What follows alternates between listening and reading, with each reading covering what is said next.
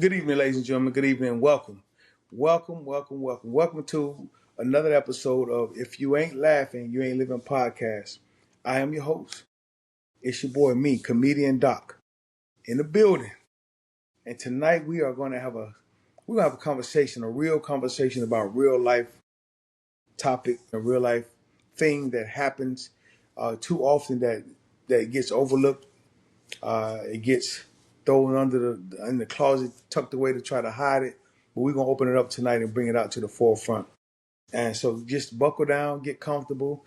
It's a relaxed environment because it's just me and you tonight. I don't have any guests. I don't have any scripts. I just have, excuse me, I have nothing but coming straight from my heart, pure, real, genuine conversation. So thank you once again for joining me tonight on this episode. So we're gonna dive right into it. Tonight we'll be talking about walking away from our loved ones, walking away from our friends, walking away from sometimes you have to walk away from your own kids and your parents. Sometimes it's bigger than we can imagine about walking away. Sometimes you have to walk away from people, but it's necessary. And when I was thinking about this thing, when God put this in my spirit to address and to talk and have a conversation, um, my perspective became bigger and brighter, and the wheels were turning, and I was like, wow, this conversation is too big for me to do by myself. So I'm gonna introduce us to it, and I believe we may visit this conversation again in the near future with a couple of guests. So walking away.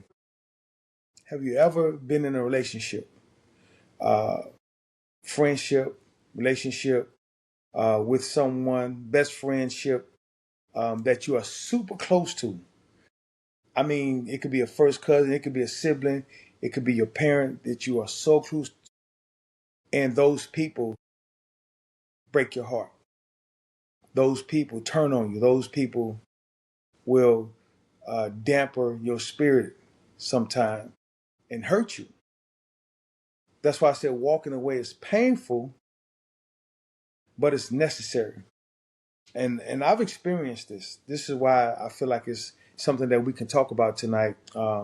I've experienced this level of pain that's so unbearable that you just don't know what to do. And what I mean about walking away from situations is we all are on our own life's journey. We have an assignment attached to us, whether we create one or whether we hear that small, still voice from God that directs us and lead us to our starting point and carry us through to our end. We all are on a journey one way or another. And that being said, on these journeys, we have to rely and depend on people. All of our journey began typically from birth. It begins when we're born and we have someone directing our path, and that's typically a parent. If you're fortunate enough to have your parents in your life, if you were adopted and someone was held responsible to rear you up and raise you, but you are still under the direction and the guidance of somebody. And these are the people that we learn to trust first. The first set of eyes that are on us, and the first hug, the first kiss, the first I love yous typically come from our parent, our guardian. And these are the ones that our heart automatically trusts, without a doubt, because these are our first. But there comes a time sometimes that we're faced with challenges that can interfere with that love. There are situations that may arise sometime that will cause us to see something that we never saw in these same individuals, these same members. Sometimes things start changing as we start identifying with our purpose on this journey. And this is kind of where I'm going with this conversation, thinking back to the beginning of my journey, and you have to build a trust factor with somebody. On this journey, you have to build relationships. It's inevitable because man is not meant to walk alone. You will never be a complete walk alone in this journey of life by yourself. You will have an opportunity to fellowship, build relationship with people. You have an opportunity to grow close relationships, whether they're your blood or not. You will have that opportunity. And when it presents itself, you have a choice to make. Help you identify should be a part of your closeness and who should be held from a distance but still could be in good company to you, if that makes sense. I guess what I'm saying is everyone is not meant to be close to you, but there's still people that you can love, and they could be a good contribution to a relationship and friendship, but they're just not meant to be super close to you. Because I know me personally, I'm very leery about people being super close to me because of the pain I've experienced from past hurt. And this is kind of where we're going with it tonight. Trusting in people, like I said, takes a lot. It takes a lot because, and in the beginning, we don't know how powerful love is and trust is, and how they cooperate one another when it comes to relationships. So the challenges when they start taking place in our lives, whether it be financial, whether it be your deep darkest secrets, whether it be embarrassing moments that you and that person or persons share, and then you'd be surprised. Let's go back to elementary for a second. Let me kind of cross over a little bit. Let's go back to elementary. You got friends that you grew up with. Um, you do something embarrassing. Let's just say you fart. And if that's a derogatory word, I'm sorry, but I think that's something that's kind of universal. I think everybody heard the term fart, but for you people that haven't, if you pass gas, if some gases come out of your backside, and you do it in front of some people, but nobody hears it, but your best friend, and you trust that little bit of incident, you laugh about it in secret, but behind your back, she goes and tells everybody else in the classroom, embarrasses you because you were so embarrassed, but you trusted her or him with that because that's your close friend. But when she go in and tell everybody, when you walk in this class and you they laughing at you, you get embarrassed. That right there is the beginning of knowing how it feels to be betrayed by someone that you love, that you trusted with everything. And I gave that scenario as a segue to bigger things in life. As we get older, we get involved in more things. We accept more challenges, and we take some steps out into the unknown a little bit. We take some risk, whether it's business risk, whether it's relationship risk, but we do take a risk, and there are people that we take these risks with, that we trust that um, they will handle it with care and in privacy and with love as well. And you'll find out that during these times, um, sometimes these same people will take that level of trust that you have in them and don't respect it as much as you do. And it kind of, so now you're not in the classroom no more. You're in a business meeting. You made a mistake on some paperwork or some documents, or you lied or smudged something to get the job or to get the promotion, and they go behind your back and tell what you did. That's that hurt. That's that real pain. Cause like, wow, I thought you was on my team. I thought you wanted me to win because if I win, you win. But just because the opportunity presented itself to you first, they deep down inside was they didn't like it. They didn't want that to happen because they feel like they should have the opportunity first, or they may feel like you always get the opportunities, or people always like you more. So I guess what I'm saying is sometimes there is a level of jealousy that may come in and interfere with a good relationship. There's a level of um, uh, people being fake, just calling it what it is. Sometimes people just fake. They play the part to the letter until they can't play it no more. So sometimes when you get faced with those situations, you have to walk away. And the reasons to walk away is to keep you from doing something that you'll regret. Because when emotions run high, we don't have control like we think we do. We don't necessarily have the ability to just casually walk away from somebody that you've been around for so long, so many years, that you've trusted, and they break your heart. It's not as simple as I make it sound to just up and walk away, because sometimes we react before we think. So you may physically react, you may uh, do something so scarce or so scary that you may have to regret it. You may suffer some real big consequences. So um, this is why I'm saying walking away is necessary. When you can walk away from that or those people in pain, you can walk away knowing that it was a lesson learned or lessons learned, but at the same time, it protects you from the next group of people that's waiting for you.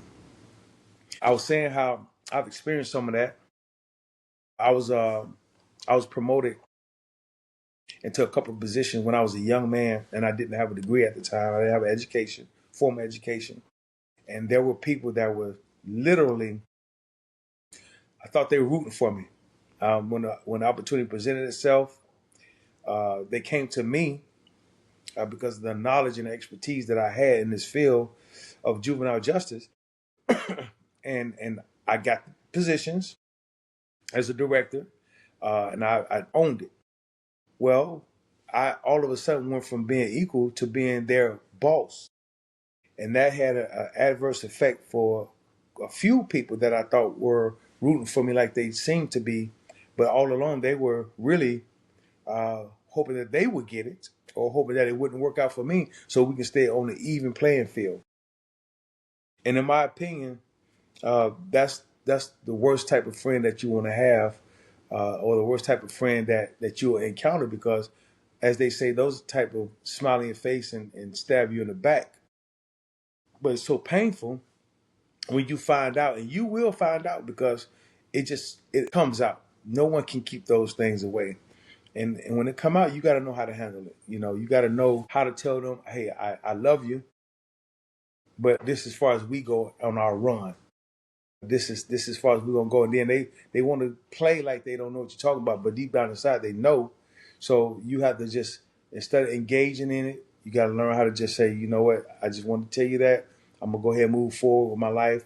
And again, I appreciate the times that we share real close, but I think this is where we need to part ways.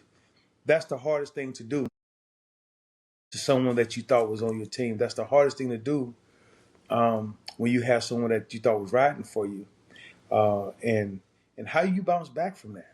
How do you come back from that? How do you trust again? How do you entertain relationships again? Now we're talking relationships, intimate relationships, if you will, boyfriend, girlfriend, marriage.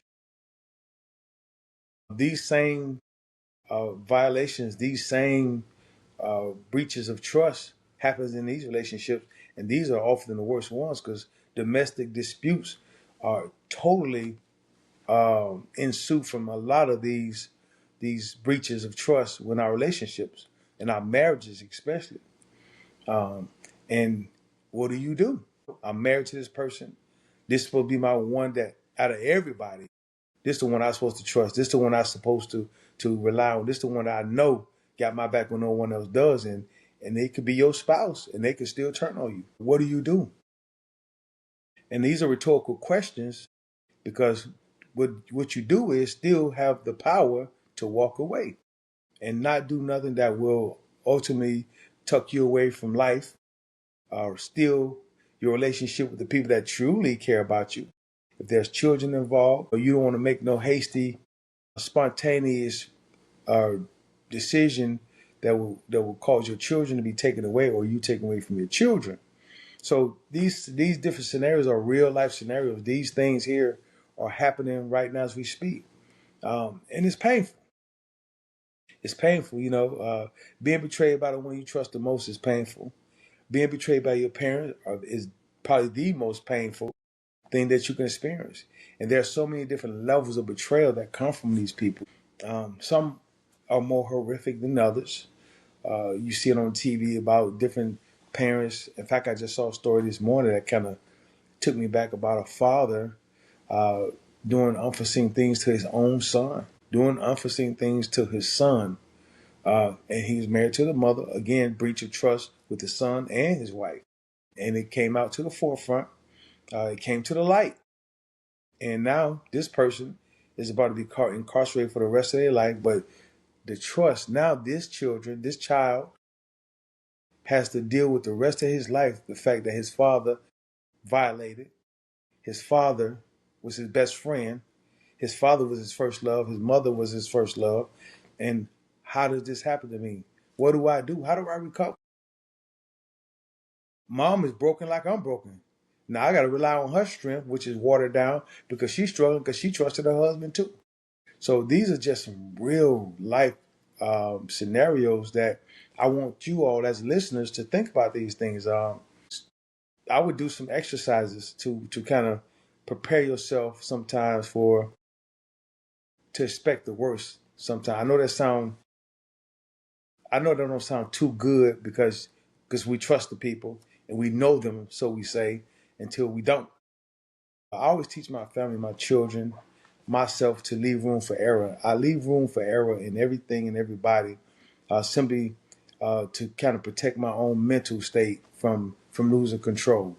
I'm gonna leave room for something to possibly happen, hoping it don't, but it may happen. And when you have that little space embedded in your consciousness, it prepares you, so to speak, for something out of the ordinary to take place. You're not prepared for it still, but you have made room in your consciousness to kind of think a little clearer than what you would if you hadn't had that thought process in place at all. Because when things come in and happen, they happen. So I just want to kind of offer that up to you all as a tool to kind of start implementing to your mental routine and share it with others. Because if you leave room for error, again, it gives you just a tad bit of space to think clearly in the worst scenario or worst situation. Another thing that people would do to break that trust factor and you have to walk away, people will literally sabotage your program. Yeah. People will sabotage some kind of way. If they jealous, they'll sabotage something that you're working so hard for. But again, you don't know it because you trust these people. You rely on them people to go get documents printed, going and take information down to the attorney for you because you already stretched out with time and you rely on these people and you think it's done until only to find out that you missed the deadline. But you trusted that person with that very important piece of information to take care of you, and they tell you they would, but intentionally they took the other route. Instead of going the route that traffic was clearer, they took the route where rush hour was taking place, and they knew they weren't going to meet their deadline. They intentionally sabotaged what you were trying to do, and you'll find that out in the long run because it'll be a continuing or an ongoing thing, sparingly, and you'll be able to read the signs if you open your eyes. Because a true friend, a true person that love you, will do what's right by you and will do everything in their power to help you grow and prosper, simply because they love you, genuinely love you. So they will sabotage you for those reasons of jealousy. People will break that trust factor in you because of fear. What I mean by fear, people sometimes are afraid for you to advance. Um, People are afraid uh, of what you will become, and afraid of losing you because in their mind they may feel like you'll be excelling, you'll be advancing, you'll be in rooms that they can't be in. You'll have opportunities before you that they won't have, and they're afraid of losing that person that they've been around so long. They'll be afraid of losing that person that they don't that they knew knows them so well that now they don't have no one else in mind or in line to take your place, so to speak. Because when you get promoted, you excel, you elevate in life. Time changes. You don't have time to hang out as much as you did with these people. You don't have time to that downtime like you used to go play ball all the time, to go to the gym all the time with them. But you also make new friends in this new room that you'll be in. This elevation process has new people waiting for you as well. And that becomes a problem. That's why people are afraid. They're codependent. You know, these people depend and rely on your presence that keeps them going. And once that's in jeopardy, you'd be surprised how they react. You'd be surprised, the amount of gossip or the amount of rumors that they may start just to break up what you could possibly be about to step into to interfere with the room that you're about to go into. It's a sad, sad situation, but this is an absolute truth about human nature and walking away from people because of the trust factor has been broken. People will do that because of jealousy and their fear. And another thing, people will uh, breach this trust simply because they was motivated from other people. Yeah, people will do that. People will break their trust. People will cross that line because other people has influenced them to do this. Yeah, they came to you and tricked your mind and tricked you to believe that that person uh, had had plans to leave you all alone, or that person didn't even include you in their journey. That person wasn't really close to you as you were to them. All kind of mind games that people play to destroy you. You got to walk away. See, the devil is always working. And these are just bad spirits floating around through people, operating through people to do just what I'm telling you that they'll try to do to you. And that's try to wreak havoc in your life, try to help make you miss the opportunity that God has set up for you through people and situations.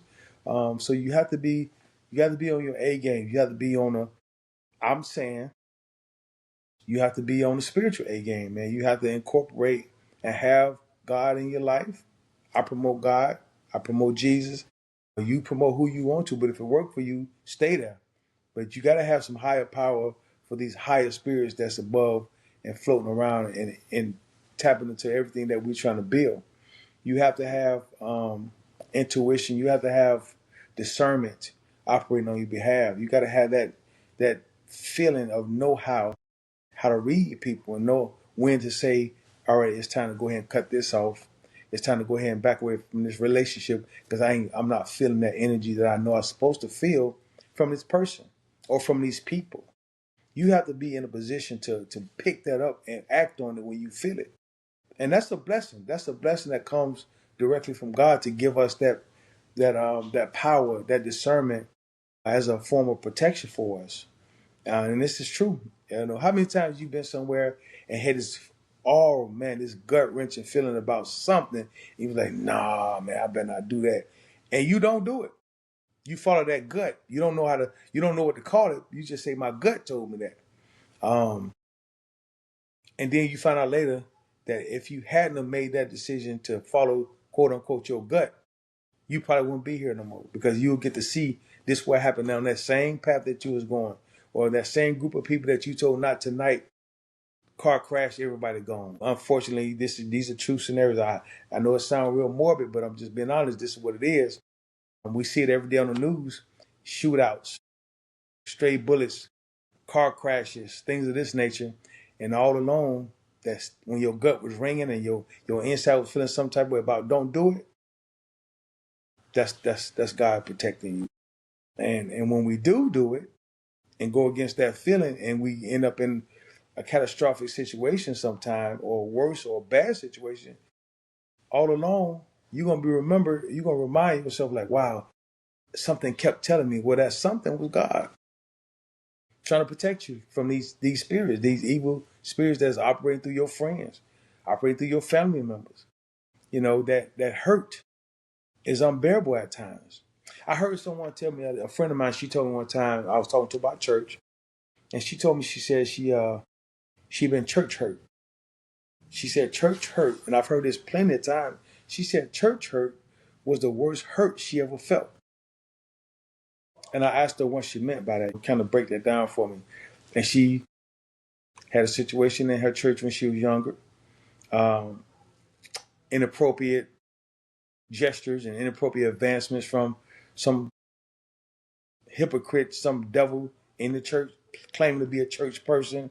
And that interfered with her growth spurt, her growth process, and ever having a belief system put in place because of that hurt. So I understood that. But these things are happening everywhere, in church and out of church. You know, they say church hurt. You can talk to people a bad way in church and breach that trust because we reading one thing, or they're reading, the pastor may be speaking about love your neighbor, but How can I love my neighbor? And this is the one that just made this inappropriate advancement toward me. What is he talking about? And before you know it, you don't want to go to no church because they talking crazy because these people doing some of the worst stuff you can imagine. Now, I'm not saying that this is the way church is all across the board. What I'm saying is being infiltrated by these different spirits that's able to infiltrate these people's souls. This is what's happening. So, and I don't want to go too deep into that part, but I want you to understand that this for those of you who believe, for those of you who can understand what I'm saying, when I start talking about this part of the trust factor, this is what's happening. I want to motivate people. Don't give up on being able to trust places. Don't give up on being able to trust church, because everybody's not the same. And rest assured, there are true people out there who genuinely love you where you are, that will never cross the line, that would never work against what you're working for or toward, but working to help you. There are these people in place. That's why I made a statement that walking away from the people that hurt you uh, is necessary, because then you can walk to the hands and to the arms of people who are waiting to appreciate you. And that's a fact. You know, when you break those curses or break those people and those relationships off and keep moving forward, after you get to your grief, get to your pain, you got to hold your head up. You're going to have to pick your head up. You're going to have to get it together down the road. And there'll be some people that's going to support you to help you lift your head up. A whole different set. A lot of times, total stranger sometimes. You'd be surprised the amount of love you'll feel from a total stranger at the right time in the right place when you're going through something. And can I get an amen on that? Can I get a witness? You'd be surprised, man. You could be in a grocery store and somebody can walk past and tell you everything gonna be all right, brother. Everything gonna be all right, sister. You'd be like, wow, that's what I needed to hear. And these are the people who are waiting in these rooms to be directly attached to your journey. And these are the right people. So I know I'm so big on this thing because I see a lot of this going on, and I see a lot of us not willing to try nothing again. People sometimes get divorced. I hear people all the time, I'm not getting married again. She cheated on me. So wow, that incident happened. The trust was broken. You are extremely hurt, but you're going to deny yourself the opportunity for he or she that was already meant for you, that was truly meant for you. You're going to miss that opportunity because you have closed and blocked off your heart, blocked off your mind to share again your love with others because of that hurt. And it's understandable, but I hope that you don't rely on that, because no one wants to be lonely. We can adapt to loneliness, but no one wants to be lonely. And I challenge a few people on that. No one wants to be lonely because we weren't created to be alone. But we know how to adapt to our environments and our situations. No one wants to be lonely, but these situations causes us to close off everybody, everything. And be careful with that. Take your time, heal. They got, of course, therapy is a big thing now. They got therapy for everything. If you eat too much, you can go to a therapist about stop eating so much. If you suffering here, they got therapists for you, which is great avenues to take. Quite frankly, I think they got too many therapists in some ways. You know, if your haircut ain't right, you can go to a therapist for your haircut being all jacked up. You and the barber. if you ain't laughing, you ain't living. So I'm just saying, it's avenues. There are more ways than now than ever to kind of help you rebuild, reconstruct yourself in your mind, reset, and get back on point on your journey, whatever your journey is. Which is going to take us into our next phase of this conversation about trusting and walking away. Because you're on a journey, you don't want to miss the opportunities that are lined up for you. And this is why I say prayer is very important. This is why I say keeping yourself in company of like-minded people for sure. Keep them people in your midst. Keep those people in your company. If you got some prayer warriors on your team, people that say, hey, come on, let's just pray our way through. Hey, and that's how you operate in your own mind, and that's what you know, and that's what you're used to. Stick close to those people, and give them people a shot, because they line up with what you roll with anyway. But on your journey, you're going to need some of this because you are on a journey. I'm on a journey. We're all on a journey, and we don't want to miss the mark. I know for me, I don't want to miss anything on my journey. So right now, this space in my life, I'm trusting people that I never would have trusted because I feel like with the prayer that I'm doing and with the discernment that I'm feeling and listening and keeping myself in position where I can hear that voice that protects, that Holy Spirit talking and making moves in me, I feel more comfortable with talking to strangers. I feel more comfortable with talking and not just throwing all my trust into people, but throwing a level of trust to see how they're gonna operate with that little bit of trust that I gave them. You know, I'm trying them more or less. I'm trying them. I'm trying them to see what they're gonna do with a little piece of my trust. And they got a probationary period. You know, I put them on a little timetable to see if this thing meant to grow or is it meant to just from a distance have another friend or another associate. But don't let nothing stop you. Don't let these situations that we face, these issues that we come about, the people that cross the line, the people that sabotage our programs, the people that aren't working on our behalf, that are actually low key hating on you. Don't let that stop you, man. God knows there's a journey and there's happiness and there's peace and there's tranquility, there's blessings, there's financial blessings, there's all kind of opportunities through other people that's waiting on you. How do I know? Because it's happening in my life right now. And I am elated to be in a position where I can honestly say I offer myself up to people to be favorable to them, and I get that in return. Man, I get that from so many different people, new people, old people I thought forgot about me, people that see my stuff on the shows, the comedy shows, or whatever I'm doing on these social. I'm getting love from people that I haven't talked to in years, and they're offering assistance to me. So it's a blessing to be able to say, okay, I'm stronger than what I think I am. I'm tougher than what I thought I was mentally. I'm a little mentally stronger than what I thought. I'm physically stronger than what I thought. I'm strong on the inside. My spirit is getting stronger because I'm trusting and believing more. I'm trusting more in the process than I am the people. Yeah, y'all, that's free. Y'all can keep that. Put that on your shirt. I ain't gonna charge you for it. But that's a good one. Trusting more in the process than in the people. And when you do that, and you journey forward with your head held up, and you got your faith built up, your belief system, whatever it is, was working for you, man, you unstoppable. Many people won't be able to come and tear you down. People won't be able to come and trick you and lie to you and think it's going to be all good. No, you're going to be built stronger. Every situation that you go through and you face that breaks you down, you are regenerating power in your spirit. You are regenerating power in your mind. You regenerating power in how you operate in your future endeavors with other people. So it's a lesson attached to everything. So man, I want to say I'm super, super excited about this particular subject area. Just knowing that you all are here with me in this room tonight. I hope that someone understands that this is probably one of the biggest issues in society today is trust and how fragile it is and how it can damage or it can take you down to lows that you never imagined. Era. This is why it's important to have a faith connected to your journey. This is why it's important to not give up when you do hit that pitfall, when you do run into that situation where you was crossed, double crossed, tricked, bamboozled, hoodwinked, whatever you want to call it, when you was thrown off guard by the ones you thought you could trust. Don't let that stop you because you're on a journey. Your process is bigger than the people that's trying to take you down. God got you. Trust in the process. And I thank God for you tonight. I want to send love out to everyone that's listening. I appreciate you once again for tapping in. And I hope that you continue this journey with me.